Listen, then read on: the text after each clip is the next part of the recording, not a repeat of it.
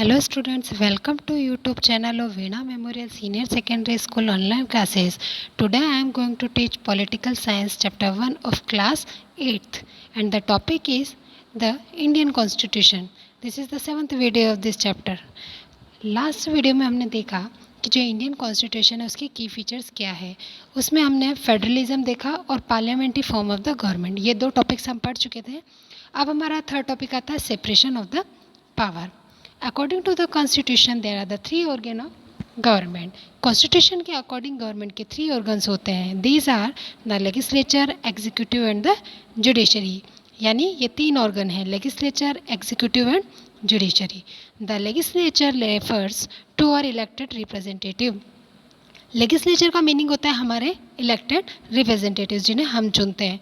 The executive is a small group of the people who are responsible for implementing laws and running the government. और executive का मतलब होता है वो smaller group of people जो कि रिस्पॉन्सिबल होते हैं कोई भी लॉ इम्प्लीमेंट करने के लिए और गवर्नमेंट को रन करने के लिए। The judiciary of which you will read more in the unit 3 of this book refers to the system of the court in this country. Judiciary का मीनिंग होता है the system of the court, यानी हमारी country में जो court का system है, high court, supreme court, उसे हम बोलेंगे जुडिशरी, जिसके बारे में आप आगे पढ़ेंगे। In order to prevent the misuse of the power by any one branch of the government, the constitution says that each of these organs should exercise the different power. ये तीनों ही जो ऑर्गन्स है अपने पावर्स का misuse ना करें, इसके लिए हमारे कॉन्स्टिट्यूशन ने बोला है कि तीनों ऑर्गन्स की कुछ पावर्स है जिसको वो एक्सरसाइज करेंगे। वो कॉन्स्टिट्यूशन के अंदर बिल्कुल क्लियर है कि किस ऑर्गन को क्या काम करना है। Through this each organ act as a check on the other organ of government. इस तरीके से एक ऑर्गन दूसरे ऑर्गन के काम को चेक करता है और ये इंश्योर करता है कि तीनों ऑर्गन्स के बीच में बैलेंस बना रहे।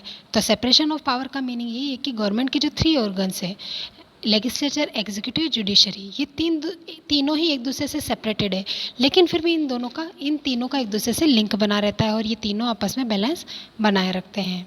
नेक्स्ट हमारा टॉपिक आता है fundamental rights. The section on the fundamental rights has often refer to as the conscious of the Indian constitution. Fundamental right का जो सेक्शन है हमारे कॉन्स्टिट्यूशन में उसे conscious of the Indian constitution कहा जाता है।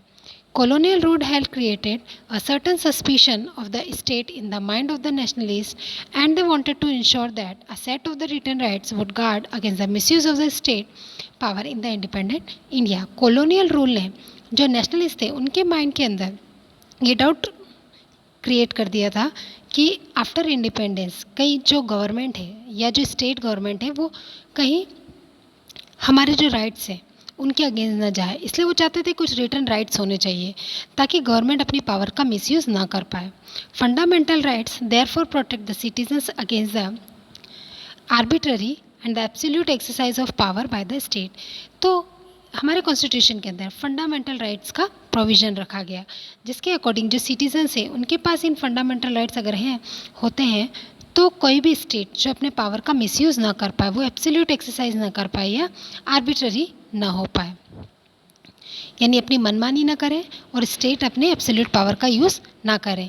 फंडामेंटल राइट्स उसके अगेंस्ट हमें प्रोटेक्ट करते हैं। The constitution thus guarantees the right of the individual against the state as well as against the other individual. हमारे फंडामेंटल राइट्स जो कि हमें कॉन्स्टिट्यूशन ने प्रोवाइड किए हैं हमें इस बात की गारंटी देता है कि हम इन राइट्स का यूज़ करके कोई इंडिविजुअली हमसे वो राइट्स नहीं छीन सकता और ना ही स्टेट, यानी हमारे स्टेट के अगेंस्ट और इंडिविजुअली किसी भी पर्सन के अगेंस्ट ये राइट हमें गार्ड करते हैं, सेफ गार्ड करते हैं। Moreover, the various minority communities also express the need for the constitution to include the right that would protect their groups.